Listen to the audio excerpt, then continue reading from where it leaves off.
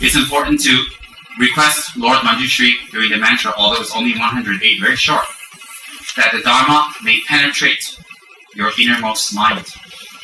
And that when it penetrates your innermost mind, it may cut your innermost habituations, which is the source of all your fears, the source of all your sufferings, the source of all your pain, the source of all your past, present, and future sufferings, is your deep-seated habituations. So the only way to remove those habituations, according to His Holiness the Dalai Lama and the meaning of life, is to understand or have a valid view. In order to have a valid view, we need to study the Dharma. When we study the Dharma, we have a valid view. When we have a valid view, we're able to have the knowledge and example in order to cut those deep-seated habituations. Our enemies of all, the author of all of our individual sufferings, is those deep-seated habituations. So those who engage in study and reading and understanding and happily attend class, they really want to destroy the deep-seated unhappiness. So when they complain, there's some leeway. For those who try to avoid class, for those who don't study at the last minute, who don't take the time away, make excuses to miss class or never to even apply effort, then those beings are not bad. But when sufferings arise and they don't know the cause or how to apply its cessation or its method, there's no leeway to complain. Why? When there's food, don't eat. When hungry, how to complain? So we invoke upon Lord Manjushri's power, not for any other items that we invoke Buddhas for. We invoke upon him for the highest of the high, which is a penetration of the understanding of Dharma, which cuts through our most subtle habituations, which creates so much suffering for ourselves and others, which makes people go away from us, makes us go away from other people. And that is what we need to pray to Manjushri for. That is most important. It's very, very important for our own spiritual practice to always invoke upon our Guru. And it's very, very important to invoke upon our Guru and our Guru's Guru and our Guru's Guru. And there are many, many valid reasons for that. So the best way to invoke upon our Guru is not simply just thinking about our Guru and calling out, but to do something formal, such as Lama Tsongkhapa's Guru Yoga. When we do Lama Tsongkhapa's Guru Yoga well, and we invoke upon our Guru well, it's much, much easier to understand the Dharma. It's much, much easier for the Dharma realizations to come through. It's much, much easier for us to gain attainments. And when we invoke upon the lineage gurus, then the blessings come directly to us. We can get blessings. We can definitely get blessings through books and statues and stupas and altars. We can do that. But those don't have a consciousness, and the blessings are limited and they cannot be passed. There's no oral transmission. When we receive Dharma from a living guru, the living guru has a consciousness. That consciousness in which the teachings are stored are passed to you. So when you receive the teachings directly from your guru or directly from a teacher, as opposed to from a book, there's a major difference in attainments. From a book, it is not possible to gain attainments. From a Lama, it is possible. Therefore, according to His Holiness the 14th Dalai Lama, those Tantra gurus or those Lamas who can teach us the Dharma and pass us the lineage are highly revered. Much more revered than books and statues and altars, because they are living and they are with us and they can transmit the real teachings to us alive and put it in our minds. That's one. Second, when we are far away from our teachers, when we are far away from teachers, or when we're in a place where we're not allowed to have teachings, or in a place that it's not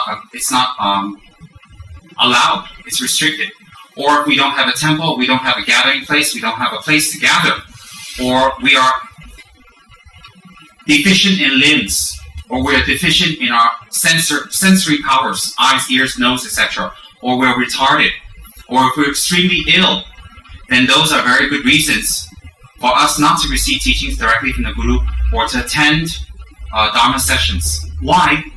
Because when our Guru has passed away, or when our Guru is distant or far away, then we have no choice but to practice on our own. When our Gurus are alive, and they can teach, and they make an effort, and we have the merit to be there, then we should take full advantage. It's just like when the Buddha is not alive anymore, we have no choice. We must worship Buddha images. When the Buddha is alive, wouldn't it be silly not to go see the Buddha?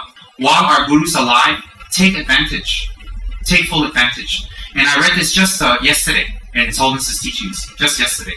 And I was quite moved by it because I thought to myself, yes, I am so glad all those 20, 25 years I made effort to go to Dharma teachings, to stay in Ganden, to stay in the Dharma centers, when I could have done something else, when I could have had something else, when I could have pursued something else.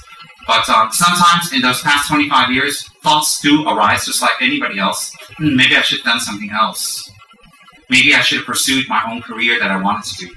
Maybe I should have done this and maybe I should have done that. So, when I thought about what His Holiness the Dalai Lama said, it really, really was nectar for me. Because while my gurus are alive, while I can get teachings, why do I scheme or why do I pursue to please a statue, an empty Dharma book or empty shrine? Wouldn't it be better to worship and to listen and to be near and to propagate and to help and to disseminate and also to assist one that is alive? So when our guru's dead, we can make many statues of our Buddhas and gurus and say it's one and pass it to many people and say, pray, it's beneficial. While our guru's alive, we don't get teachings, we don't pursue the teachings, and we don't push ourselves to gain attainments and practice, and we worship statues, and we're no better than idolaters. We're not bad, but I'm telling you, a more beneficial method. Remember, none of the Dharma is ever designed to scold us or to hurt us. No. It is designed to point out in us what we can improve to make a happier situation for ourselves. And that's very, very important, all right? And also, we have a beautiful Dharma center through the efforts of many people in many, many ways. So we should fully utilize it. Fully utilize it. When we utilize it together, the karma that we create, the merit we create is that it will become more and more and more full. More and more bigger and more beneficial. Remember, we are not into numbers. We have never been. I have never been. You have never been into numbers. But we're into benefiting others. So if there's more people attending Dharma talk, there's more benefits. More benefit. So it's wonderful. It's wonderful. It's wonderful like that. I want to make these teachings very serious because I don't want to hear any belly aching, blah, blah, blah, blah, blah, blah, blah, blah, blah, blah, blah. I don't want to hear it. Why don't I want to hear it? We should treasure Dharma. Let me tell you all something. I'm alive. I'm in front of you. I'm breathing. I'm relatively healthy. Take advantage of it. Get as much teachings as you can from me. When I have pujas and activities, show up. And when I give you practices, do it. In front of me, do your practices as much as possible. If you mess up, I can correct you and help you. After I'm gone and dead, you can pray at home. You can pray in a mountain. You can pray in a cave. You can go on pilgrimage. You can do anything you want after I'm dead. Why? That's all you can do. Unless you go back to the barrel and find something better. I'm sure you will. I'm alive. Don't make excuses. I'm here. It is due to the efforts of many people that I'm here. And in return for their kindness, I must do my job. I'm here, and I speak your language. You don't have to give me my visa. You don't have to pay for my ticket. You don't have to do anything for me. Nothing. I'm here. Take advantage of it. Don't lose the chance. I'm not that great, but get what you can out of me before you move on. Remember that. After I am dead, do as you like, wherever you like, whatever practice you think you're doing. And focus strongly. When Rinpoche passed away, it was the most difficult day of my life.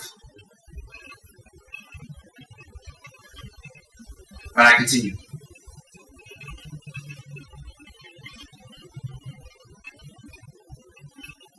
So don't make excuses for missing Dharma or any activities. Do not. Do not.